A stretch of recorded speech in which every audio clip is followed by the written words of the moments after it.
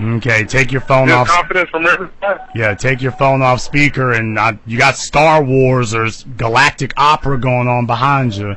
I need you to get to a quieter place. Try not to hang up your phone because you won't be able to call back in right now if you do. Hello? Yes. Can you hear me? Yes. Oh. I wanted to talk about, like, the Ebony magazines. Okay. The Ebony, basically what they were doing with that, I think it is called psychosemantics, where they're trying to replace what's normal, all this stuff like orange is the new black, gay is the new black. They're trying to co-opt the word black to mean what they want it to mean. And basically, that's like what Malcolm X was talking about.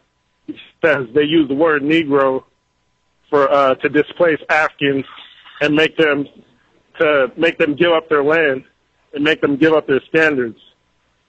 And even Stokely Carmichael, he said when the South Africans came, the white people came, they wouldn't even call the South Africans Africans. They called them by their tribes. So they'd all be fighting. They use that to make them like fight each other. Even they make them like separated. You know what I mean? Yeah, what you're saying is that he had no respect for your ethnicity in any way.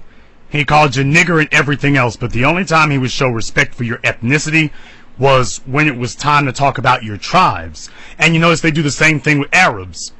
You're Iraqi, you're Iranian, you're Kuwaiti. They do the exact same thing with them. This is a game that they have mastered over years. As black people, they have never, ever referred to us as Africans. But with white people, that's exactly what they do. They refer to black people as Negro and African American, but they do not call us African. Yeah. White folk, an Irishman is Irish. An Italian is Italian. A Spanish is Spanish. A Spaniard is Spanish. Mexicans, same thing. But with us, they never, with Orientals, they want to know, China, Korea, or Japan. Are you Japanese, Chinese, or Korean? They never reference we as black people as Africans. Hell, your mayor of Chicago, and we can go down the list. They refer to themselves as Jewish when they really could refer to themselves as Israeli. Yep. But they never refer to the Africans in America as Africans. We're going to make sure we slap this African American. They never refer to you as just African. Never. They make sure to never speak of you that way. Why? Because they understand that we have the ability to do something that no other group has. Every other group's culture has flocked to assimilate. Ours has been the most resistant. And they have been on a 2,000-year jihad, 500 most acutely, to try to break down that resistance.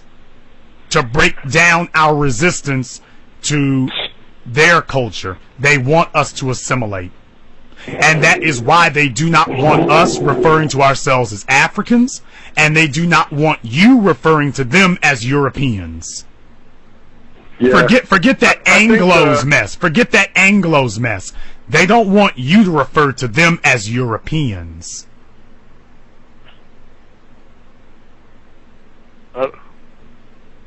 Well, I don't know. I think the best example of that is whenever they talk about Native Americans, they always call them Indian, because if you call them Native Americans, they'll bring in the native part, and it'll remind them of what the history.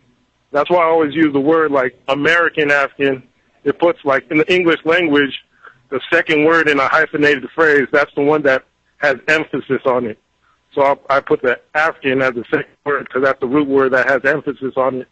And, like, that puts it in a Pan-African perspective where you could put Nigerian African, Liberian African, and you see the emphasis on African, so the prefix would, like, come secondary. And you have to, it makes you think in your brain, like, what's making you different from African, which is the norm, which is the norm.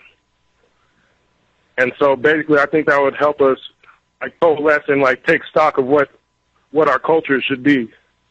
as we move forward. Well, we as black people, we have to define ourselves as Africans.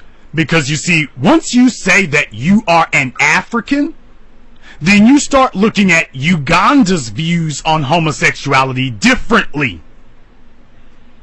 Oh! Not supposed to say that, but I did. Let me say it again. When you refer to yourself as African, you start looking at Uganda's views on homosexuality differently.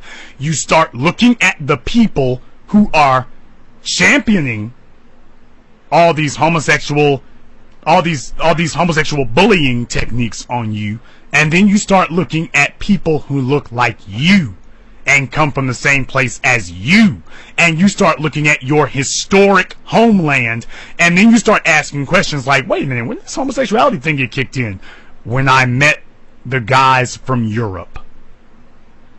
That was when, was, no wonder you don't want me referring to you as European. Because I will start making the differentiation between the cultures and the values. I will look at people where I am from. That's why they don't want you doing ancestry, brother. They have that. The first thing that they did was try to divorce us from our culture. European immigrants, they told them where they were from and never let them forget. Your WAPs, your Dagos, your Jew boys. I don't even like that kind of language, but they let them know what they were and never for the rest of their lives let them forget it. Your Krauts, Germans, your Irish, they let you know, and you went the rest of your life knowing that their problem was that you were Italian, Irish, whatever. With us, they told us you didn't come from nowhere. On the plantations, they made sure, no, you take our name, you didn't come from Africa. Well, we may have picked you up there, but that doesn't matter. That doesn't matter. And you see, since you won't do that, and when you start looking at where you're from and look up your genealogy and say, wait a minute, this test and this genealogy says I'm Nigerian, it says I'm African. Then you start looking at Nigeria differently. You start looking at Nigeria as your home, not New York City. You go talk to that limp-wristed fella from Ebony Magazine and ask him where our home as black people is. He's going to tell you right here. In other words, he's going to give you the same answer that the slave master gave Kunta Kinte. Now, if that doesn't let you know whose team he's on, if it's not any clearer for you, how can I make it more clear after he says that? He's going to give you the exact same answer that the slave owners did. Africa don't matter. Yep. Our home is right here in America. We're Americans. And that's why I'm insisting on an American Eurocentric value system. We don't subscribe to an African value system, because then you have to look at Ethiopia, Nigeria, Ghana, Chad, Zimbabwe, Uganda. You have to look at all those places differently when they start trying to force and foist gay marriage on you. You'll start looking at your people and saying, wait a minute, but this is not my people's value system. And then you start asking guys like Alexander Hardy in Ebony Magazine, who are you representing? Well, is Africa our home? Well, it's a spiritual homeland. Whoa, whoa, whoa, whoa, whoa, whoa, whoa, whoa, no. Spiritual me ass. That is our home.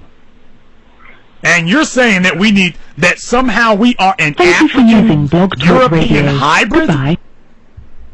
We got cut off there from him. Sorry about that, brother, but they want to tell us that we're an African European hybrid? He is telling you that he is here to do the bidding of those people. He's here to do their bidding. He's here to get their job done. He's telling you what they would tell you, that Africa means nothing. Home is New York.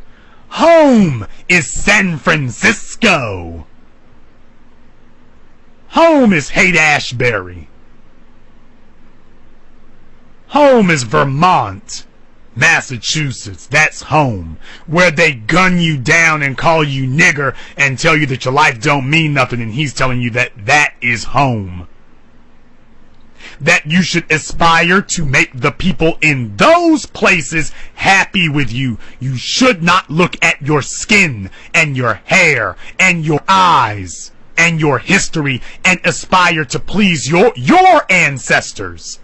You should aspire to please the children of your oppressors. You should not aspire to please your own ancestors, your own blood. Nah, brothers and sisters, this is deeper than rap. This goes deeper than blood. This goes way deeper than you ever thought possible. And you wanted me to break it down for you? I just broke it down for you. Why they don't want you to refer to yourself as African, and why they don't want you to refer to them as European. Because if you do, you'll start thinking. You'll start taking a look at these things differently. You'll start recognizing these things for what they are. You'll start comparing notes and comparing cultures. That's why they don't want you talking in those terms. Because they don't want you to do what they've always feared you would. You would actually sit down and start seeing your life and your world and your children through the eyes of an African. Because they have brainwashed you and conditioned you to accept and see the world through white supremacy's eyes. And I'm saying it's time for us to start seeing the world through African eyes.